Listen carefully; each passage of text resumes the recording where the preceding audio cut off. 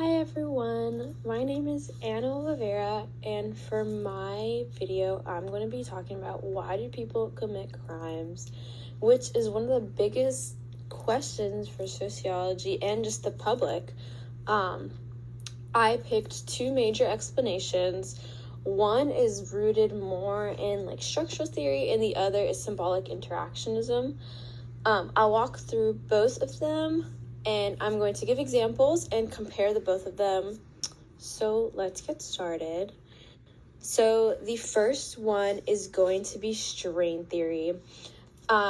Strain theory, it pretty much, summing it up in easy terms, it says people commit crimes when they're blocked from reaching society's goals in legitimate ways, like education or jobs.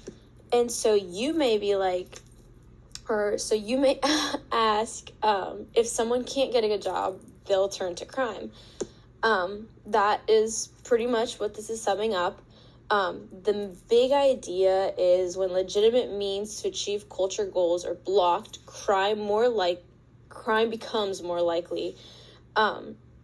Really, this is about pressure. So if society says success equals money, but you have no access to money, you're going to commit a crime because you're going to feel like that's your only option to succeed in life. A good example that I have on the slide is a teenager from low-income neighborhood who can't afford college might resort to selling drugs as a way to gain money and status. They have no other means. So in their eyes, they're doing what they have to do, even if it's a crime, in order to succeed in life. The paradigm I put is structural functionalism paradigm, as I put down, because it focuses on how society structure influences behavior. And this is kind of going to go into something else that I'm going to talk about later on, but it's learning theory. But that is for another slide. So, as I was bringing up learning theory, I'd say that this is really hand in hand with strain theory.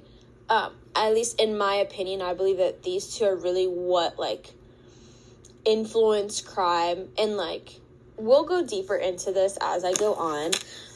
But to focus on learning theory, it says people learn criminal behavior through social interaction, especially from friends and family. And then you may ask, so you become a criminal because your friends are, or because of who you hang out with? And it's kind of pretty much that, yeah. It's the exposure and who you're around. The more you hang around people who justify a crime or normalize crime, the more likely you are to adopt that mindset and start living that. The core idea of this is more exposure to criminal norms leads to higher likelihood of committing crime. It's not necessarily about poverty, it's more about the influence. So who you hang around will affect you. And that's just really something in life. But this is more for crime. And then I put the paradigm that I see it focuses on is symbolic interactionism. It focuses on small scale everyday social interactions and how they shape meaning and behavior. So another example, or a good example for this one, would be a teenager with several close friends who commits petty theft is more likely to start stealing, not necessarily because of poverty, but because that behavior is normalized in their social group. So because he's hanging out with those people who commit crimes, not necessarily it's because they live in poverty, but because they do it, he's gonna mimic that behavior, which I think is a really big thing and part of the reason why people do commit crimes. So for the comparison slide, I put the features, and this is really going to be used to compare the two, strain theory and learning theory. So for starters, I have the paradigm. As I also put in the slides, I also put in this one. Strain theory is really going to focus more on structural functionalism, where learning theory is really going to focus on that symbolic interactionism, as learning theory really is who you associate yourself with. You're going to learn based off them. My second thing is going to be the focus.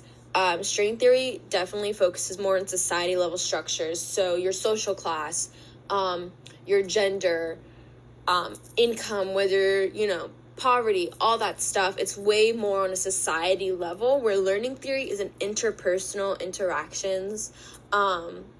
Pretty much, you learn from who you hang out with. So if you're hanging out with criminals, you're more likely to learn and really gather that behavior and do it yourself. A good explanation for strain theory, it's way more broad societal trends, kind of like the society level structures. We're really focusing on just all the environment, really everything around you and how it can affect you. Where for learning theory, it's really going to be more of an individual behavior pattern. How whatever you take from this group that you're associating with, it's really how you choose to do with it. So that's way more of a personal thing. The prediction type for strain theory, it's gonna be more general. Your socioeconomic status, crime rates by class,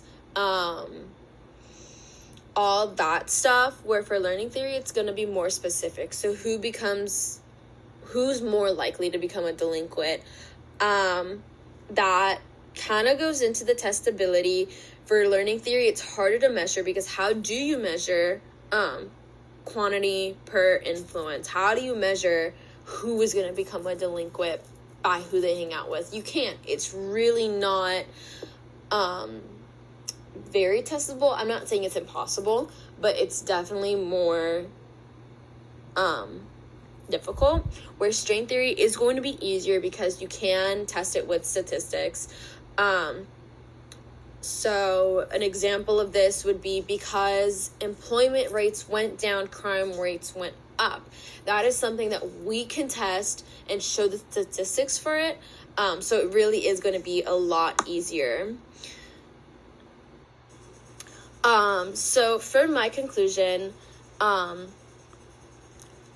think both of these theories are major in trying to really see, why do people commit a crime?